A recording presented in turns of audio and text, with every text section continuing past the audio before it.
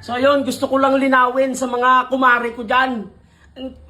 Wag naman ganon. Palibasa hindi ko nabigyan ng pamasko yung mga inaanak ko sa inyo. Wag nyo naman akong ipost sa social media. Ba't pinost nyo agad ako? Alam nyo naman ang pinagdadaanan ko. Walang-wala akong pira ngayon. Gipit na gipit ako. Kakalabas ko lang ospital. May sakit yung kapatid ko. Naghingi din sa akin ng pira. Wala akong ngayon. Wala talaga akong maibibigay. Kaya pagpasensyahan nyo muna. Wag namang ganyan na i-post nyo agad ako sa social media pag wala akong naibigay sa inaanak ko.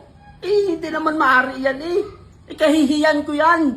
Kita nyo namang kapos na kapos ako talaga ngayon. Walang-wala talaga ako ngayon. Wala nga kami sinain kanina Dahil gipit nga kami. Nakakahiya talaga. Oo. Please naman. Please lang. Wag naman ganyan sana. Pagpasensyahan nyo na lang muna ako. Wag naman i-post sa social media. Sir Jezreel, yung parcel niyo po. Ha? Parcel niyo po. Sir, bali 13K yan, sir. Picture lang kita, sir. 13K? Ano yata yan? Parts ng motor. Sabi ko diba at kung alas 5 ka pa magpunta dito nag-chat ka sa akin Grabe naman to alas 10 pa lang ay nagpunta ka na dito. Gabidyo ako Sir, salamat po. Sir, picture lang kita, sir. Sir, okay na, sir.